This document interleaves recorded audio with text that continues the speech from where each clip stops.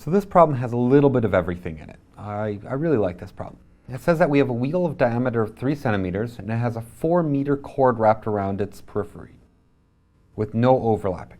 Starting from rest, the wheel is given a constant angular acceleration of 2 radians per second. The cord will unwind in how much time? A lot of information on this. I'm going to go and draw a picture.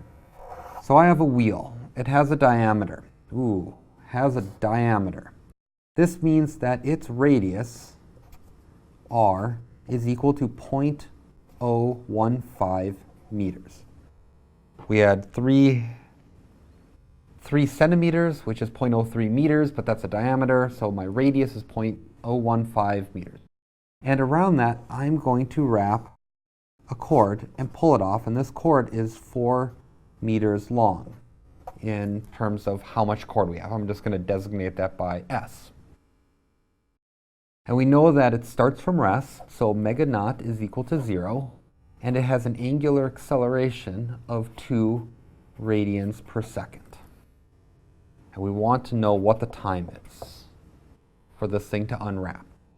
Well, this is really nice. I mean, I'm dealing with a rotation. This thing's unwinding, so it's rotating. And I have an equation that gives me this, right? It tells me that my original, or my final angle that I get to, or the number of times I've turned around, is equal to the initial orientation of this, what is my original angle, plus omega naught t plus 1/2 alpha t squared. And this is really nice because I'm going to set my counter to be 0. I'm going to start at 0 unwindings. I know that my original angular velocity is 0, so I just get that theta f is equal to 1/2 alpha t squared. This is great. I have alpha. I want t. I get that I need how many turns this thing unwinds. So I need a different equation for this. So I'm going to look at a different equation.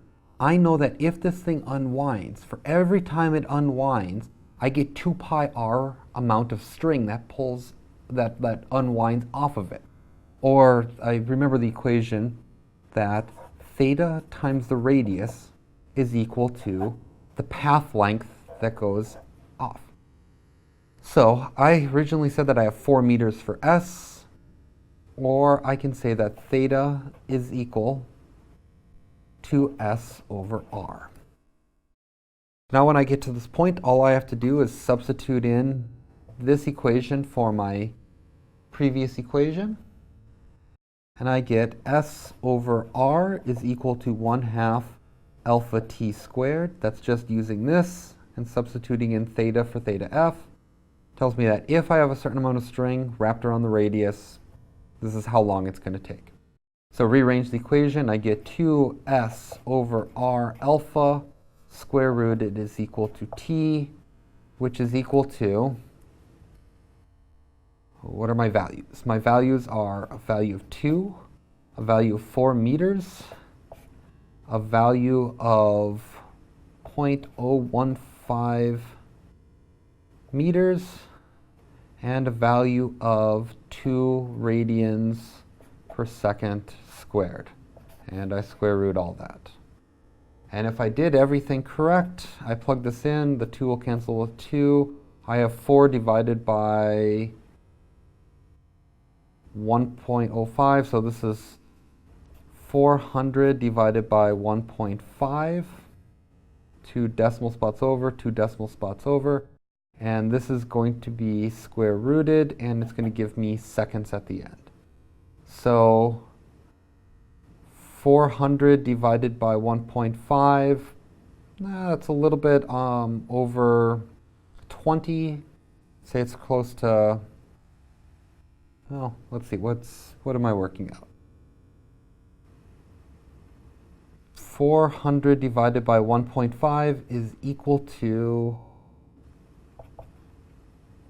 square root of 266.